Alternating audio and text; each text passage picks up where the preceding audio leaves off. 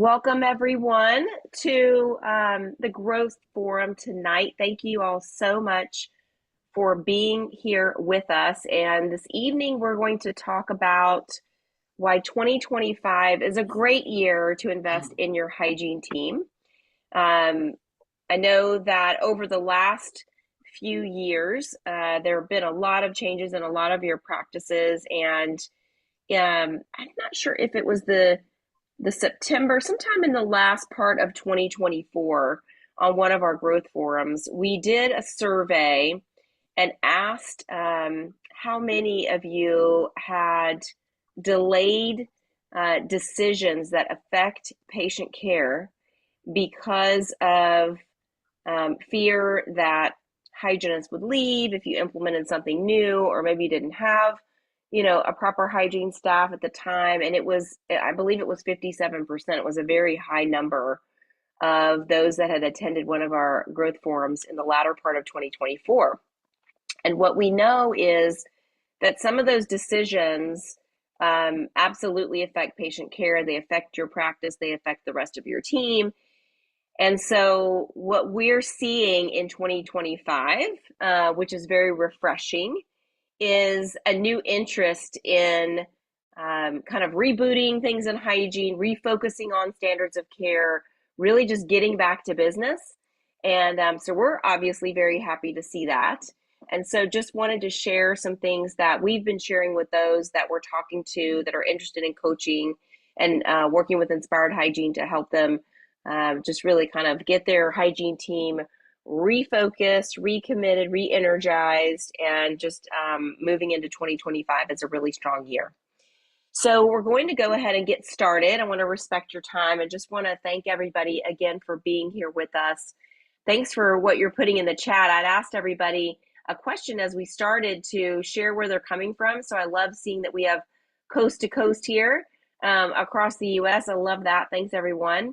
And also asking everyone to drop in the chat just one thing that you've done already this year to invest in your hygiene team, or even just investing in your team in general. And again, that doesn't always have to mean a financial investment. It could be that you put regular team meetings on your calendar and that you are really committed to those. Oh, thank you, Cinda. I love that. Standard of care. So invested time in working with the team to develop a standard of care, or revisit your standard of care and get everybody refocused on that. That is huge. Honestly, that is, I would say, one of the top three things that make a difference when we work with clients, is just creating that standard of care and then committing to that. So that's a huge one. Thank you for sharing that. So we'd just love, as we go through, to see anyone else that wants to share what they've done to invest in their team this year. So I also want to introduce with that we have Jennifer Stedman with us this evening. Excuse me, I'm coming off of a cold, you guys, so I apologize if I sound a little raspy here, but Jennifer's our Director of Operations. Hey, you know what? We didn't celebrate this, Jennifer, but March 1st was your 2-year anniversary with Inspired Hygiene. So sorry about that. I'm not the best with like birthdays and remembering all those things, and it's one of my weaknesses, personality flaw. But it has been a game changer to work with Jennifer the last 2 years, and she is just an incredible wealth of knowledge on, man, everything operations, hiring, leadership, just team encouragement, and all of the above. And so she's going to share some really cool things that she's doing with Inspired Hygiene for our clients as well. So we're going to go ahead and get started. So we're going to talk a little bit about the new normal and how this requires innovation on all of our parts. We'll talk about why invest in your hygiene department now. And we're going to share with you a new IH coaching option as well that I think you might find interesting. And this is interactive, so please drop your questions in the chat. If you want to ask your question live, raise your hand.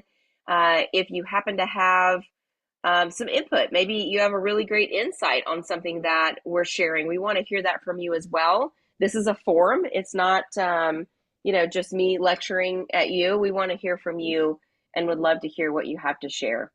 So Rachel, real Yes, quick too, if anyone wants to ask a question anonymously, they can send it to me and then I can also perfect. just say it out loud to the group. But yeah, just want to make sure. Perfect. Perfect. You can drop it in the chat, you can say it out loud, or you can send it anonymously to Jennifer. When you go down to the chat, there's a little drop down and you can choose her name and then you can just send that anonymously. That's a great idea.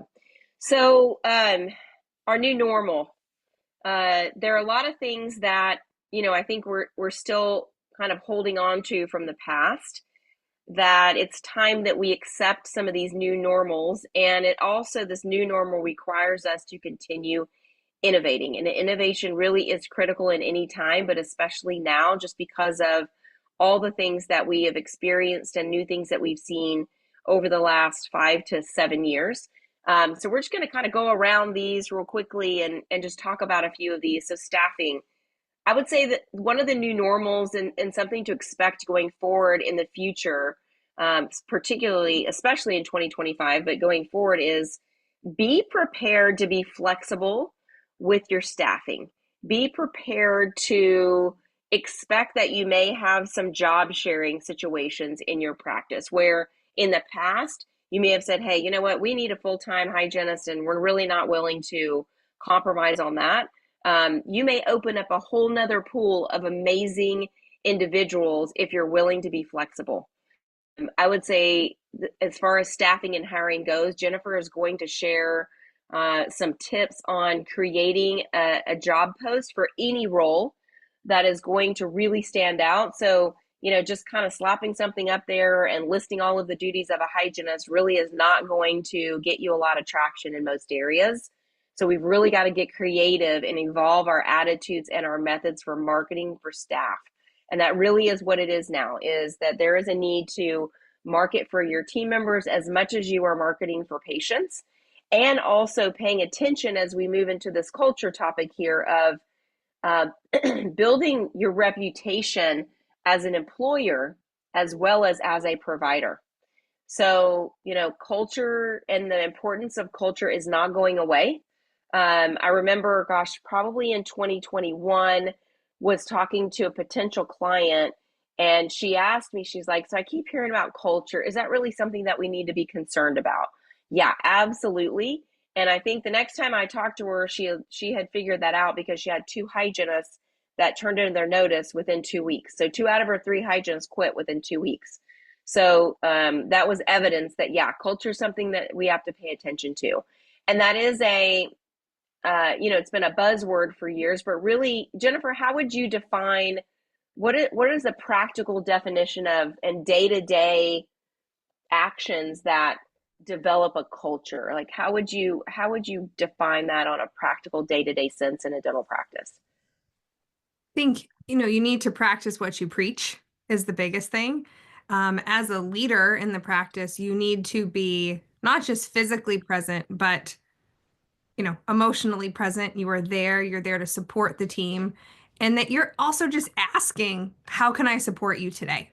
That's the biggest thing that a lot of employees and team members have never been asked what Mm, they need help with. mm-hmm, Um, and what they need support with. And that was one of the things when I came on board with Inspired Hygiene, 2 years ago, was one of the first things that you had asked me, Rachel, and some of the team members had asked me is, what can I do to support you today? I was like, wow, isn't that a refreshing thing? Because I was always the one that was asking and never had that asked of me before. So just make sure mm-hmm, that you are transparent with your team too is a huge thing with your mm-hmm, culture. Just mm-hmm, be honest and just be mm-hmm. open. Yeah, And that's it, yeah, and that doesn't mean you have to share every little minute detail about the business, but I think that being transparent also is being authentic and sometimes vulnerable and sharing where you need support as a leader. So team members, don't forget to also ask your leaders that, what can I do to support you today? You seem a little overwhelmed, or what can I do to make your day easier? How am I doing with this? Piece of my role, and how can I be better? So I think that those open lines of communication absolutely are a characteristic of a healthy culture. I would say, like practicing what you preach. So, I think leaders, servant leaders, certainly garner a lot of respect from their team when they're willing to serve their team as much as they're asking their team to serve them and serve their patients. I think establishing regular lines of communication, whether those are regular team meetings or you have let's say like a chat that you have with the team where things are communicated so people feel like they're in the loop.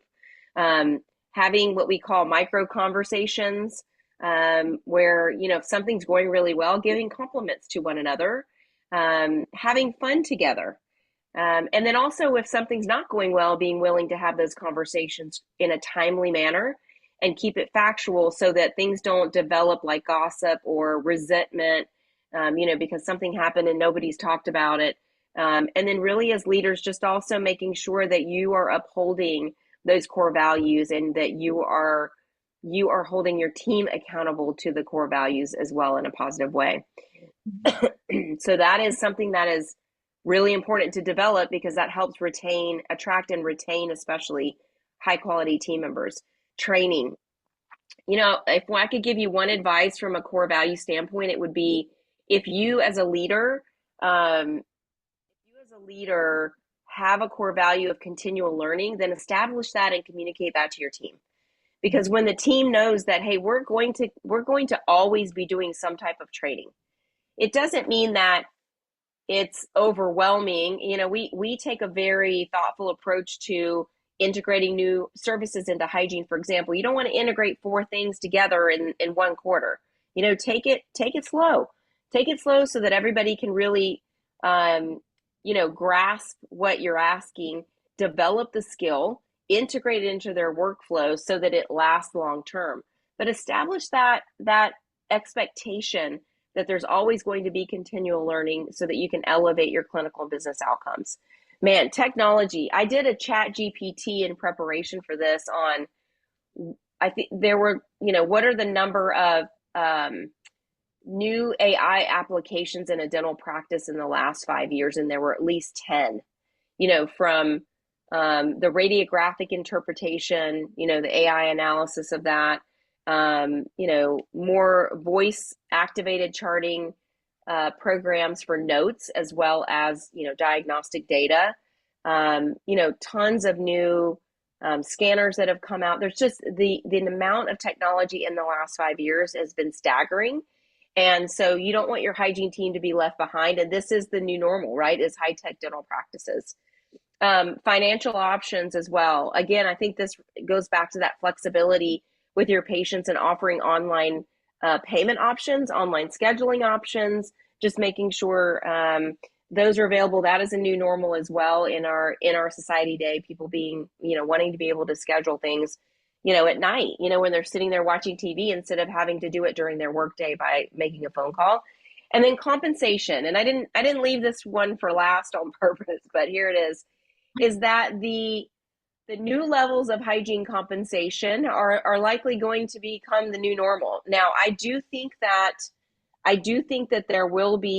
there's a peak to that, and I think that as the envelope continues to be pushed in some areas with hygienists, there is going to be a time when dental practices are going to push back. Dental practice owners are going to push back on that, and they might find other ways to serve their patients with hygiene procedures if it reaches a point where they just cannot make it make sense financially for the practice. But I don't expect that we're going to be going back to 2018 compensation rates for hygienists, but there are ways to make these profitable even when those wages are high, and we're going to talk about that in just a little bit. So I just want to touch on some of the new normals, and then let's just talk about some of the key reasons to invest in hygiene and really in your team in 2025.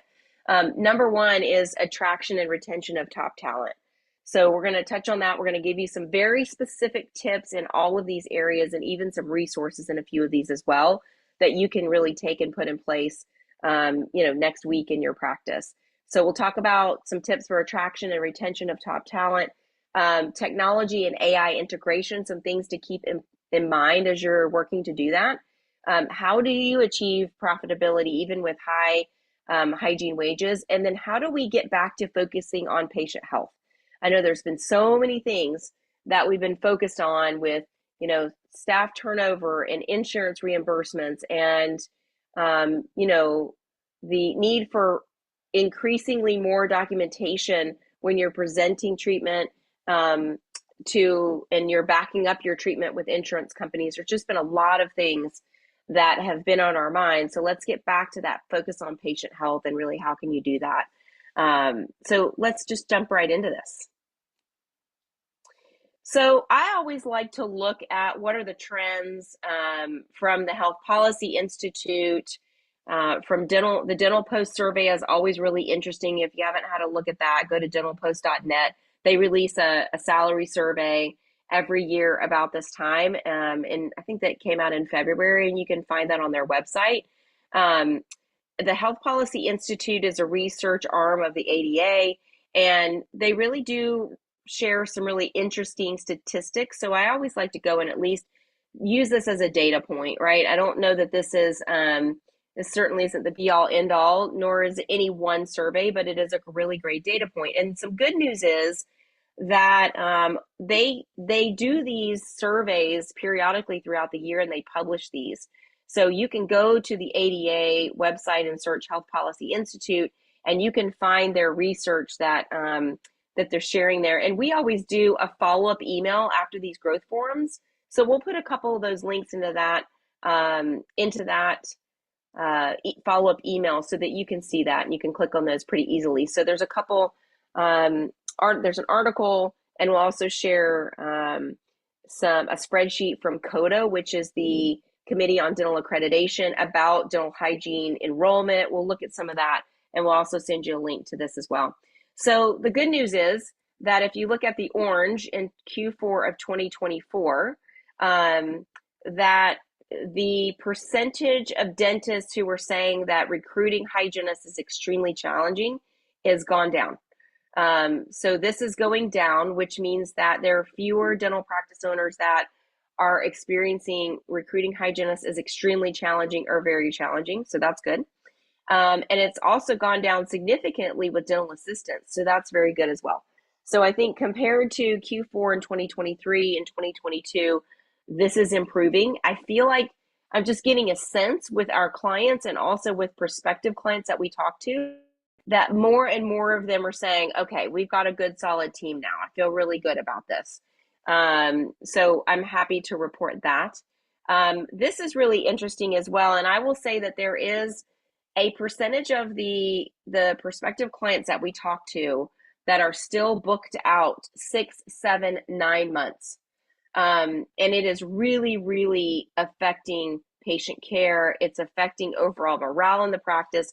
It is 100% affecting their desire and ability to schedule patients for appropriate care from hygiene. So non-surgical periodontal therapy, for example, it's very difficult to get those patients in. And so it's not unusual for hygienists to kind of have this kind of thought process. Well, gosh, okay, I'm seeing this patient, they have a lot of bleeding, their pocket depths are increasing.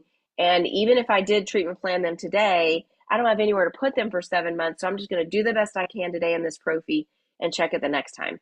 And then this cycle continues for years until something's done about that. Either there's a line drawn in the sand to say, hey, we've got to address this periodontal disease in our patient base, and we're going to hire, we're going to expand the practice, we're going to drop insurance plans, whatever it's needs to happen to create that expansion and that increased capacity in the hygiene department. But I think this is really interesting to see that this percentage really hasn't changed a whole lot in Q1 of 2024 to Q4. There is a percentage of practices that are too busy to treat all the patients that are requesting care. And if we combine that with the percentage of practices that they treated everybody that are at requesting care, but they're overworked, meaning maybe they're working a lot more hours than they used to, that's a fair number. That's going up over 30% there. So I think that's something that really is important to look and start making some decisions about how to get control back over that hygiene capacity. And then I think this is really interesting as well. Since the beginning of 2024, have you done any of the following in your practice? Yes. So a large portion have added staff, which is great, which means they've been able to hire. 30%, which is a pretty big number actually, have dropped some insurance networks. And then they asked a sub question, which was approximately what percentage of the patient base were in the insurance networks that you dropped, and it was 22%. So that's, again, that's a fair number, and we're seeing that in kind of real life anecdotal experience as well, that a lot of practices are doing this. And one of the reasons they're doing this is to address that lack of capacity in hygiene and open up some time on the hygiene schedule. And also, the other reason they're doing that is because expenses of products and supplies and also staff wages have gone up, and they just can't afford to be in some of those lower reimbursing plans, because in some cases they're paying their hygienists more than they're actually getting reimbursed for the procedure that's happening. And so they're actually in a negative position with that. So there's a lot of reasons why dental practices are making those decisions, but I thought that was really interesting. That's a pretty high number.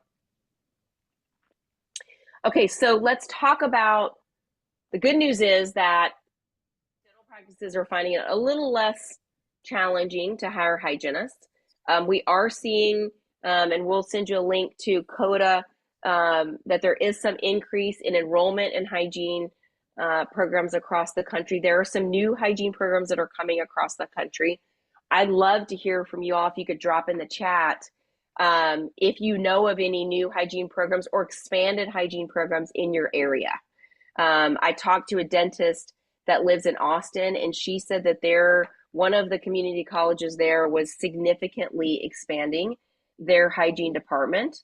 So I love, I love hearing that, because it's just going to just increase the availability of hygienists in all of these different regions. So yeah, I would love it if you could just drop in the chat if you know of a hygiene department, that's hygiene program, excuse me, that's opened or is opening in the next couple of years in your area, or maybe one that's expanding. Would love to just hear that. I think it's just encouraging for everybody to know that. So Jennifer, I'm going to turn this over to you. We promised on this that we were going to give you kind of a hygiene job ad makeover and give you some tips on what you can do to make your ads more attractive. And so I'm going to let you kind of take this over and just share what you did here. Yeah, absolutely. So this is an ad for one of our Inspired Hygiene clients, and we had just reached out with them just to check in and just see how everything was going. And what they told us was they were having a really hard time finding a hygienist for their practice. They had their current team member that was moving out of the country, and they had been looking for someone to replace her for months with no luck. That team member moved, and then they had a whole month in their office that they were down a hygienist, which is extremely difficult. And we had talked to them, and they decided to engage in our ad makeover program, and we were able to support them and create a new ad. So this is the ad that they had shared with us that they had out for a few months, and had very little response, or the candidates that had responded weren't the type of caliber of candidates that they really wanted to have on their team. So a few things here. One of the things that we do at Inspired Hygiene is we share a very detailed questionnaire with them, because we want to help to determine who they really want to attract, the type of person, right? Less about the responsibilities, because we all know a hygienist needs to be able to scale teeth and do SRP and periotherapy and all of these things. But we really wanted to highlight them more and highlight their practice. In doing so, we learned a lot that they didn't have on their ad here. So before I kind of go into some things, I want everyone just to kind of take a peek at this ad, and you can put in the chat or you can unmute. Are there any barriers that you can see in this ad that this office has for candidates? Are there any barriers in this ad that you can see? You can unmute. Anything that you see that would maybe turn off a potential candidate or keep them from applying?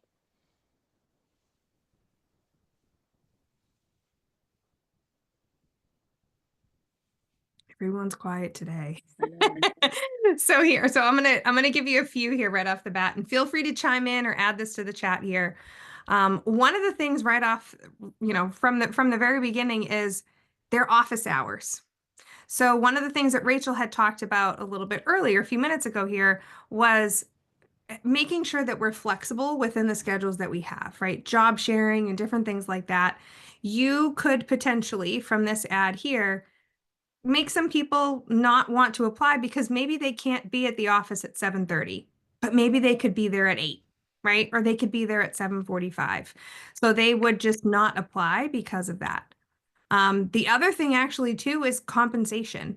So, there's a many different philosophies around, should you put compensation in an ad, should you not?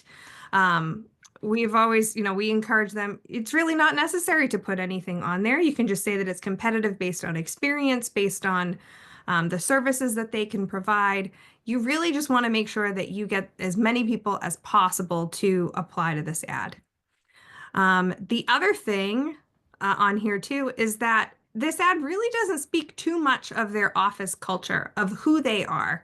It's more about the job itself. It has benefits and everything on here, which is great. But it's kind of black and white, right? There's It's hidden. no, Yeah, there yeah, are a couple it's things that are hidden. hidden in here, but they're kind of Yeah. buried. Yeah. Yeah, yep.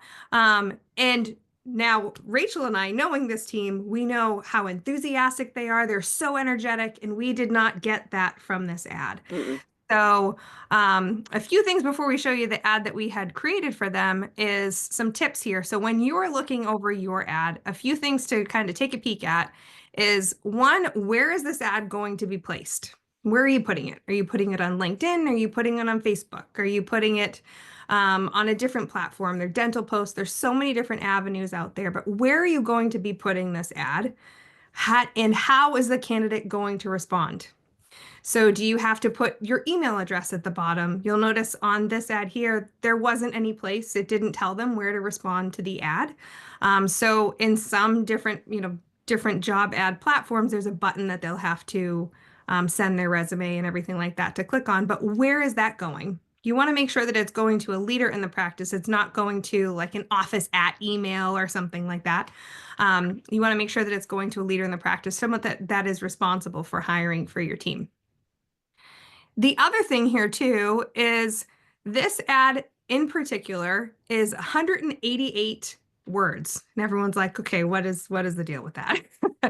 There is actually LinkedIn did this report and they found that less is more. So for mobile sites, there's actually, an algorithm. You want your mobile site, your job ad to be 100 to 150 words to get the most responses. So again, it depends where you're posting this and how long your ad is going to be. For regular job boards, it's 200 to 300 words is the sweet spot. And again, that was it was a McLaren LinkedIn study that they did. So this is 188 words, and we're going to show you the new ad that we created for them that is actually more words, but it doesn't look it, which is interesting. So here is the new ad that we created for them. And one of the things that you're going to notice right off the bat is the title. They didn't have a title in their ad. So this is really going to catch someone's attention. I know it would catch mine.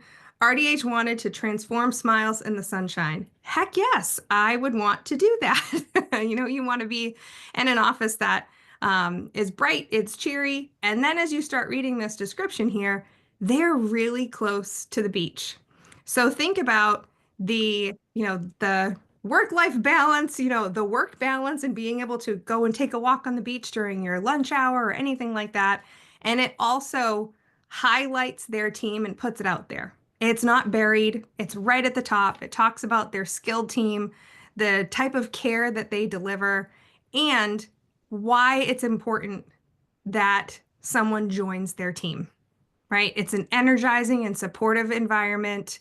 There's opportunity for learning and professional growth. There's so much that's on here.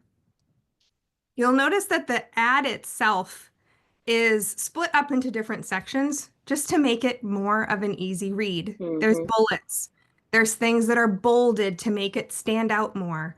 So right? Competitive hourly compensation, flexible schedule. We did not put the hours, but we did put 2.5 day weekend because they have a half day on Friday. So that just also shows the work-life balance there. You don't have to be specific with PTO or holidays, which ones you observe. When someone applies, that's when you'll share that with them.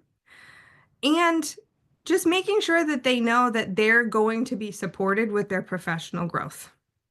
Now, I will say, whatever you put in this ad, you need to make sure that it is true to you, that you're not just putting out false promises. Mm, Again, you want to make sure that it is what you're putting out there. When someone signs on, they're going to get exactly what this is. So really just making sure that this speaks to who you are, who your team is.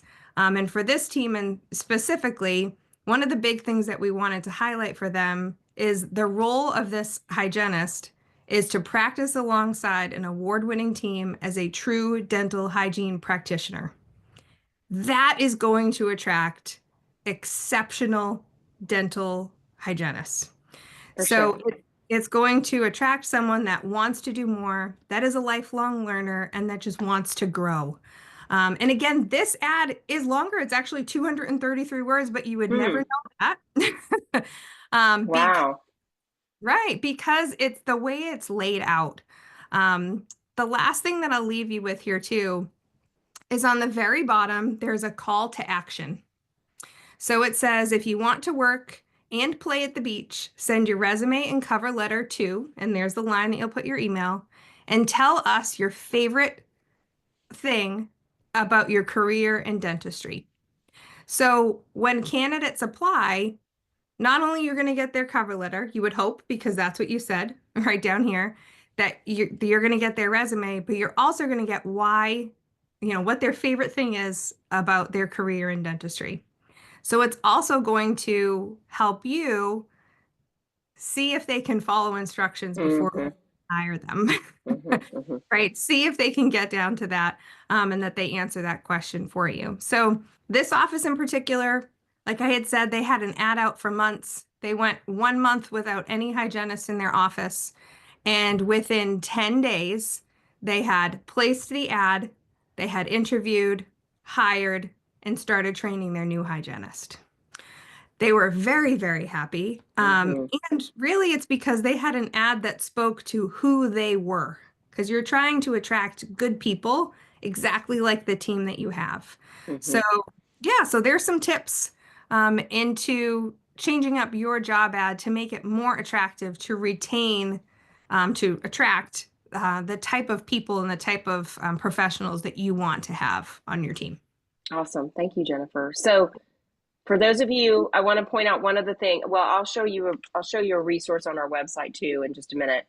Um, but we do this for our clients, and if this is something that you'd like for us to help you with, just email us at clients at Inspired Hygiene. We do have a job ad makeover that we can do for you. We can rewrite your ad for you. Jennifer can even help you figure out where to place the ad. She has a very detailed method for doing that, and it's very, very successful, and a really, really great track record. So please let us know how we can help you with that. We'd love to be able to do that for you. Um, okay, so next reason to invest in your hygiene team is technology. And I think technology and training is a huge piece of retaining high quality talent as well. Because, like Jennifer said, those hygienists that are wanting to grow and wanting to have an engaging career, they're expecting to learn, right? They're expecting to be challenged. They're expecting to grow as an individual and grow as a professional. And so incorporating technology and really getting the hygienist integrated with the technology is really critical.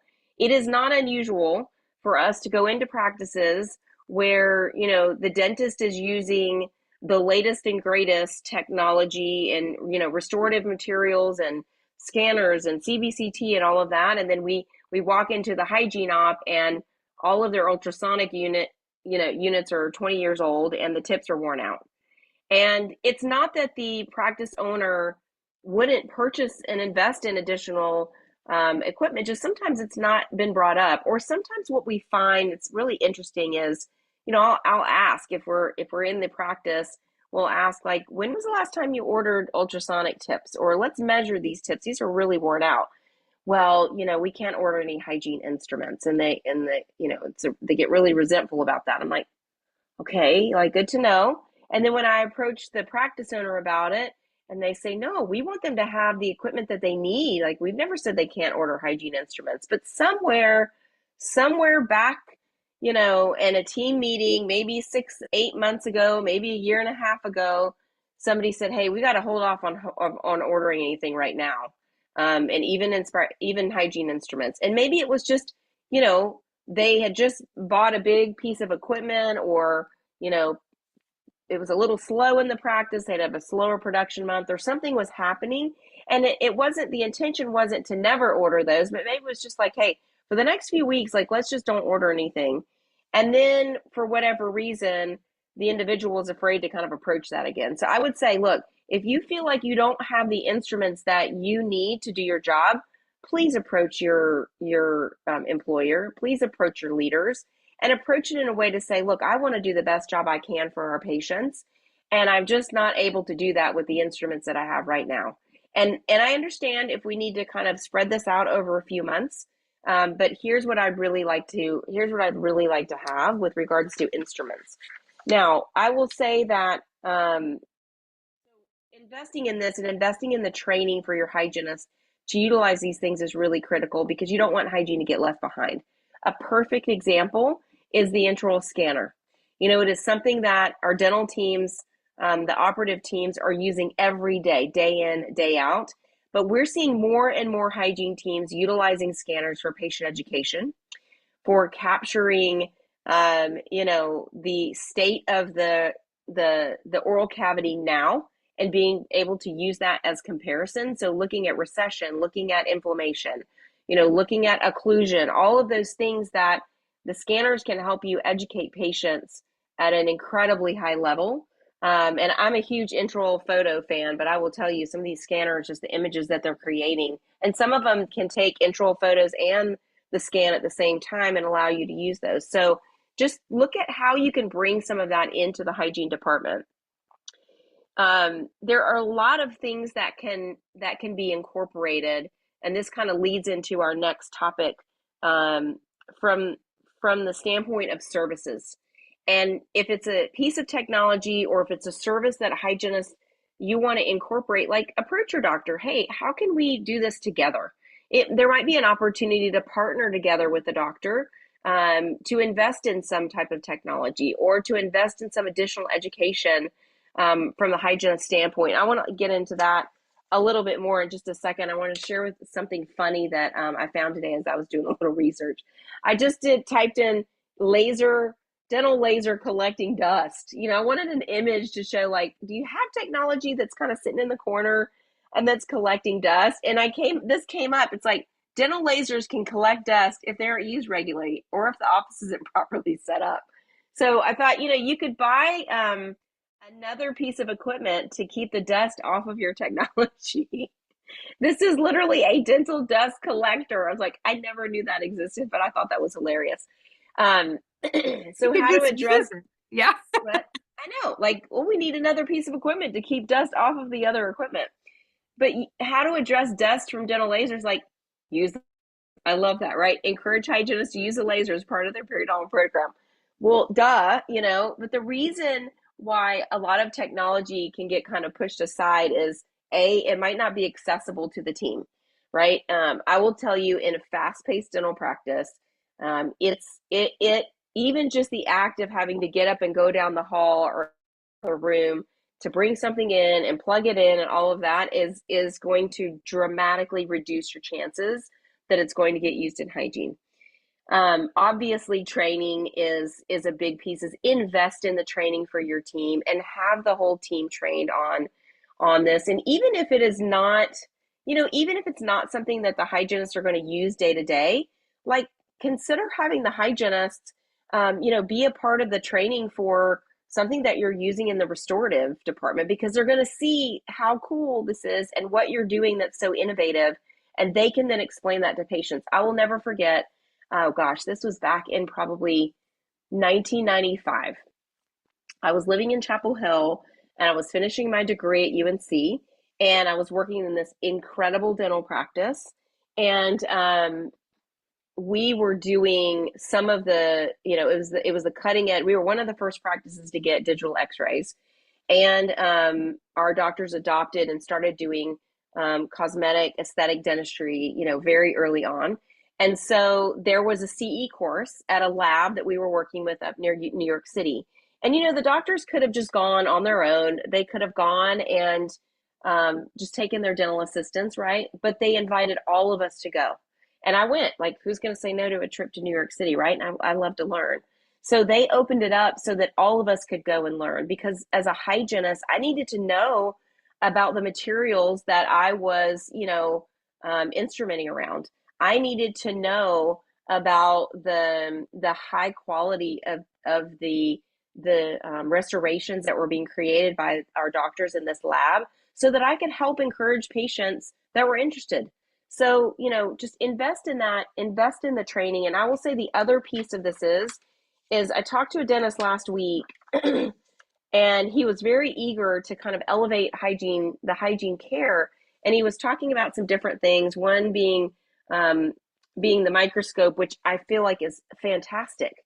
And just from a case acceptance standpoint and education standpoint, but they had a huge obstacle in their schedule, right? They needed to first address how to expand the capacity in hygiene, because I said, you can use that microscope all day long and it is going to increase case acceptance. But if you don't have anywhere to put those patients for that treatment in your schedule, you're going to get real frustrated, and likely, you'll end up with that sitting there collecting dust and need to purchase this, dental dust collector.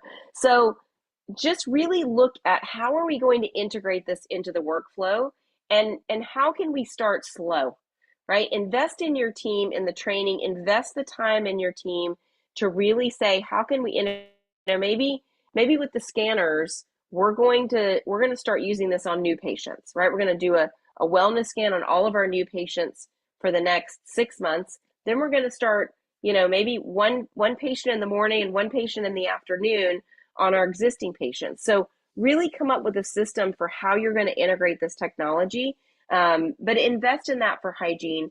You don't want them to be left behind. And there's so much incredible technology now for hygiene, like like the guided biofilm therapy.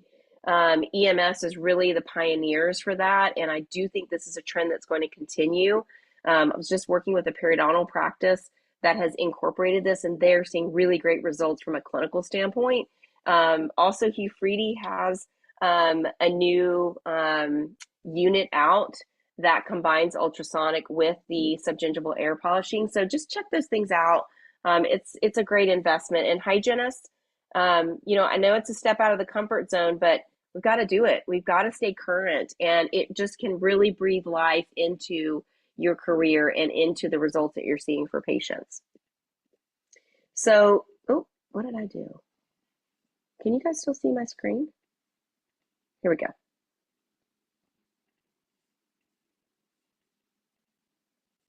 Okay. Jennifer, is that good? Can you see my screen? My slides? You're good, Rachel. Okay, sorry about that. Hey, Rachel, Okay. Rachel, can I ask a quick question that I got? Yeah, please. Okay, so I'm going to read this little scenario that's happening, and this is kind Okay. of on retention of current team, retention of patients. There's a lot of different things in this one. So let me read Okay. this. Okay, we have a dentist who is retiring early summer.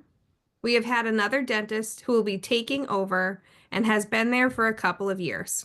A hygienist that supports the retiring dentist more than the dentist that will be staying has expressed that to her patients, and we are afraid that we could see a lot of patients leave the practice once she retires due to things that she has conveyed to her patients.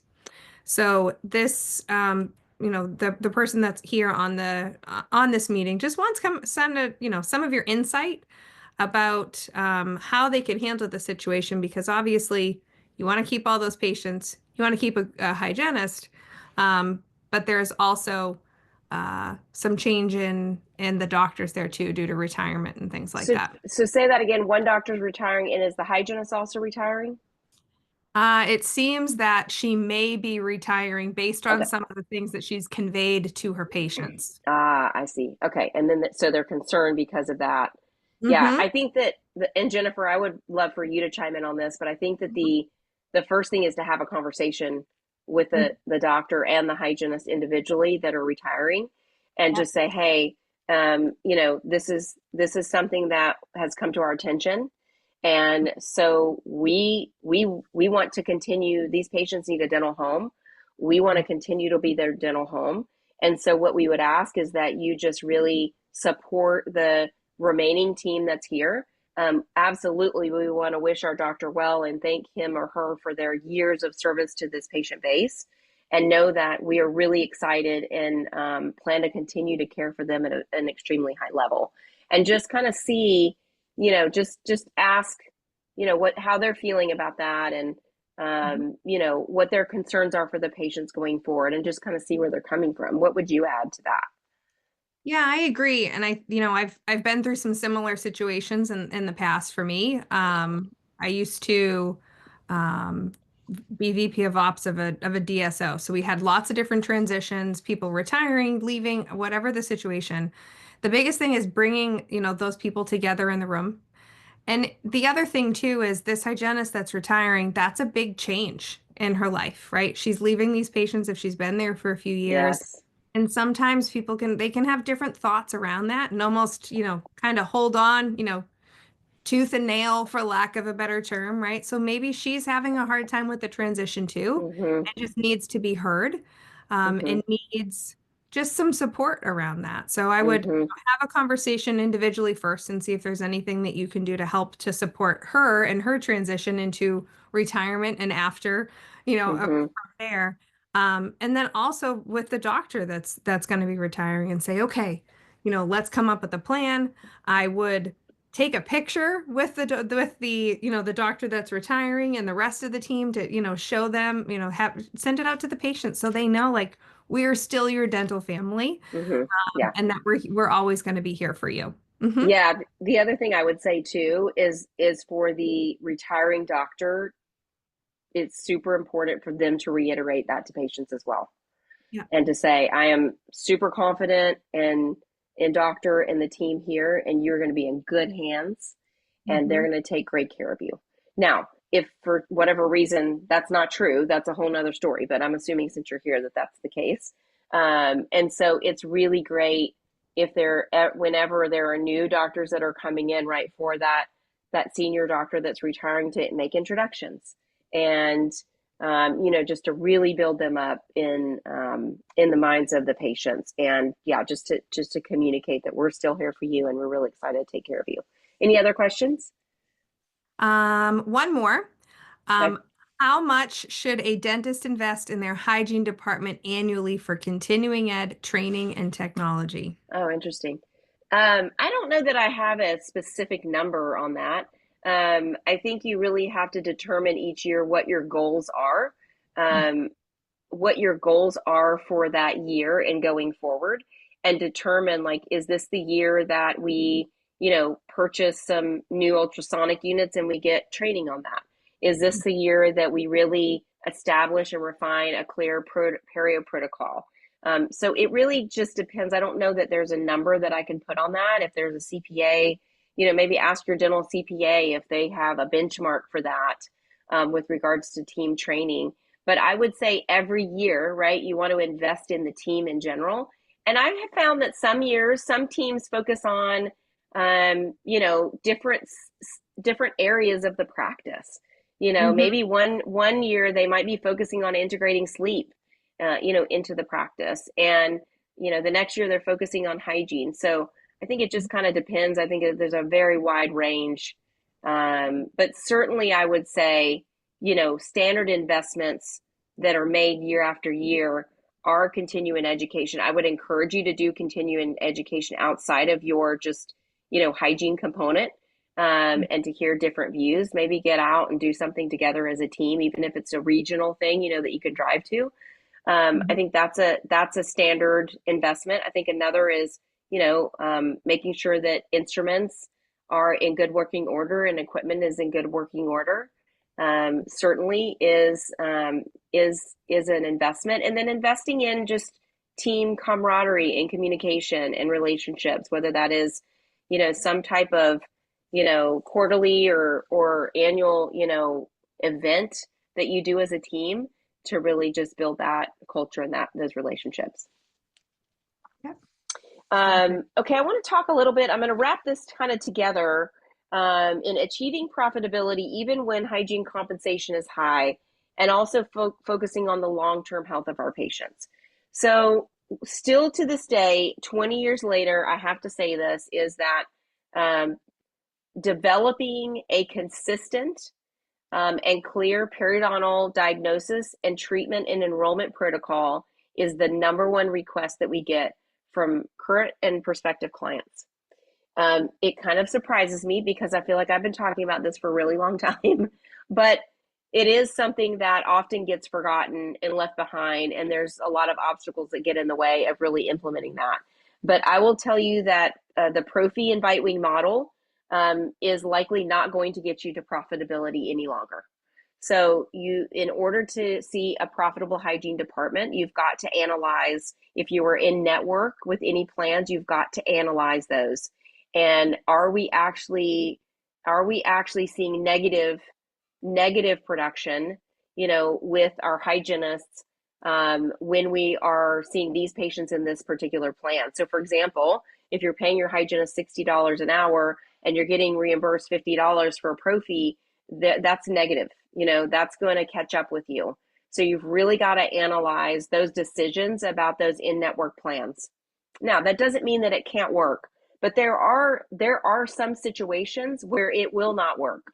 There are some situations across the country where hygienists are making, upwards towards $100 an hour in base salary, and if you're in a heavy in-network practice, then they're getting reimbursed $50 an hour. Like, that is not going to work, and you're going to have to add an extreme amount of adjunct services to even come close to that. But in general, for the vast majority of practices, there is a way to still make this work, but you have to innovate. You have to think outside of the box. And I would encourage you to not think that the first. I was at Chicago Midwinter a couple weeks ago, and I was a hygienist and an administrator, an office manager, and a practice came up, and their first approach was to shorten hygiene appointment times. And they're honestly trying to figure this out, right? They're trying to figure out how to stay profitable while the hygienist makes a very, competitive wage. And that was just one way that they had approached this. I said, what if you could work smarter and not harder? And I know that sounds cliche, but in their instance, it is exactly what, what they were trying to do. Is they're going to be working a lot harder by seeing more patients in a shorter amount of time. We always first, it is extremely rare that we suggest reducing time. Every once in a while, we'll come across a situation where there are excessive amounts of time that are being spent, and patients are still being released early, even when they have a lot of time. But that is the rare exception. For the vast majority of the time, we do not recommend reducing the amount of time that a hygienist has with the patient. However, we do encourage increasing the services that they're delivering. And there are so many great adjunctive services that we can provide now as hygienists in most states that are very beneficial to patients and can enhance their scaling root planning results, can prevent decay progression, can help them keep their periodontal healing that they've gotten from non-surgical therapy in place, and can really identify dangerous pathogens that are present. There's so many things that can be incorporated. Think about it. Myofunctional therapy, pathogen testing, lasers, perioprotect, and even just looking at your perio protocol and incorporating and diagnosing and incorporating more non-surgical periodontal therapy. In most cases, that expanding hygiene services is the way to increase and improve patient outcomes and improve profitability. So invest in developing a standard of care that supports that. Invest in invest in investigating some of these services. This is what we do, is we help teams bring these into their workflow, help them integrate it into the workflow, create a very intentional approach to it. So it's not just like we're trying to jam all these things together, and really giving them the verbal that they can comfortably present this to patients. So that all ties in with patient health, because that really is what a lot of the impact that where we've been over the last few years, it's having on patient health. I was talking to a practice again last week, and they had not had a hygienist, not had one hygienist in their practice. They'd had a few temps here and there for 16 months. And so they are now expecting that they can call all of these patients and they're just going to show up now that they have a hygienist. And it's not happening as fast as they expected. And they said that other practices in their area are overbooked as well, so they don't feel like patients have left to go to other practices. But I'm wondering if maybe that might not be the case, because the patients are not returning to the practice as quickly as they had hoped, right? It's been a long time since they've had a hygienist. So just really revisit your core values. This lack of hygiene capacity to see patients has absolutely affected the health of our patients. It is also because of turnover in practices. I think that a lot of teams have lost kind of their way with regards to their standard of care, and they have a lot of different hygienists that have different treatment philosophies and are diagnosing at different points in time. It's super important to invest the time in developing practice protocols rather than individual provider protocols. Okay, because when you have practice protocols, if you have 3 hygienists and everybody's following the protocols and one leaves, they're still going to stay in place, right? And when that new hygienist comes in, they're going to bring him or her up to speed on the practice protocols. So those things help ensure continuity of care for patients, so that patients are not getting a different level of care depending on which hygienist they see. They should be getting the same level of care. So we talked a lot about investing in your hygiene department, and I'm going to share just a new offering that we have that can help. But before I do that, we talked about standard of care. You can get this standard of care worksheet. I'm going to show you right now how to do that. So this is our website. I'm putting it right in the chat right now, the link for everybody. Perfect. If you go to this resource guide drop down here, I'm going to show you a couple of things. These are free. These are totally free. You just go on this page. You'll need to put in your name and email address, and you can download this 17 tips to attract a hygienist to your practice. It will include a lot of the things and more that Jennifer mentioned when she was going over that job ad. Also, April is Oral Cancer Awareness Month. And here's what I want to ask y'all to promise you'll promise me this. Screen your team. We've had, when we've gone into practices to coach them, we have had team members diagnosed with oral cancer and head and neck cancer because they were screened by their team during our training. And it's horrible to detect that a patient has oral cancer, but imagine being a dental professional and being in a dental practice every day and having late stage oral cancer. So there's a very thorough oral cancer screening guide you can download. Screen your team, screen your patients. And then I want to point you to the standard of care worksheet. We had somebody mention that was a really valuable thing that they did. So these are all free resources.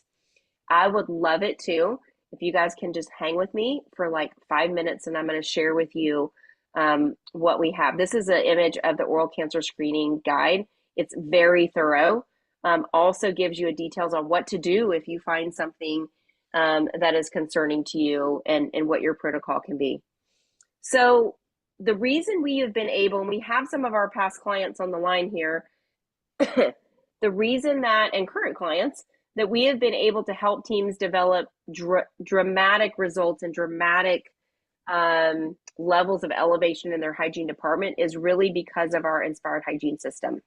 It is a very thoughtful system. It is not just, hey, we show up and drop some training there. No, we give you a lot of support in how to really calibrate your entire team and how to move this forward and have it be an integrated part of your practice. And we don't want to solve a problem in hygiene from a clinical protocol standpoint and create a protocol for your business team. We give you business processes as well that really support that all the way through. I'm going to, in 2025 and going forward, I have a new presentation that I'm putting out there. If you have a dentist study club and you're looking for speakers, the Inspired Hygiene team is incredible.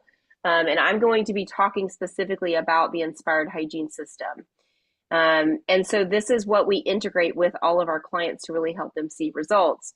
And you can see that here is the average for our clients is about a 50% increase in hygiene production. The average client sees a 6x return on their investment from increased hygiene production compared to their investment in coaching, and sees a really dramatic increase. So please reach out to us at clients@inspiredhygiene.com. We would love to help you with that. Excuse me. This is an example. You can see this is a practice. They incorporated additional services and they saw a really significant increase in their hygiene production and finally were profitable for the first time ever in a heavy in-network practice. So it absolutely can work. And we have fantastic reviews and we have a new offering now. We have a virtual coaching offering. That's a great way if you just want to kind of step your toe into it, get some support. But I mean, we obviously have our classic coaching options where our coaches come into your practice, but this is something that's relatively new, that we have a lot of fantastic practices going through this. So it's virtual coaching and you have access to our virtual education, all of our boot camps, and your coach really can help guide you through that, help facilitate your implementation of what you learn so you can really get results from that. And it's priced very affordably. It's $3,600 enrollment fee for the practice and $950 a month, and it's month to month. And you're getting personalized one-on-one coaching with your team and an Inspired Hygiene coach. And you're also getting access to the Perio Protocol online boot camp, the Assisted Hygiene online boot camp, and all of our 20 years of SOPs and videos and templates. And then we also do a deep dive analysis and growth projection for you for your hygiene department. So would love the opportunity for that, to work with you in that. And we want to get your opinion. Jennifer, can you share the poll real quick on what you'd like to hear for the next growth forum? We have a bunch of really great topics that are coming up, but we want to hear what you want to hear about next. And if you have a topic that you'd like for us to do, cover, and we're going to have some panelists and other folks join us, please share that as well. Jennifer, can you share that? Let me see. I'm going to take a look and see if we have any questions too. Thanks for sharing those links. The next technology after GBT. So GBT is the term that was trademarked by EMS. Thank you. Perfect. So while we're letting everybody answer this, I'll answer that question for Janet. Guided biofilm therapy was the system and the term, right, created by EMS and utilizing EMS technology. So their piezo and their subgingival air polishing. Hugh Freedy now also has a unit called Power Pair, I think it's called, that it is also combining piezo and subgingival air polishing. So just wanted to put that out there as another great option. Effective hygiene team meetings that are not a waste of time. Okay, I love that. Thank you guys. That was not the one that I expected you to pick, but I love that. All right, so let's see. Next, we always love to say, hey, clinical leaders, you are so, so important. And just know that your team's not able to go where you're not willing to take them. So they need that clinical leadership to really help achieve those results that you're hoping to see in hygiene. So I love this.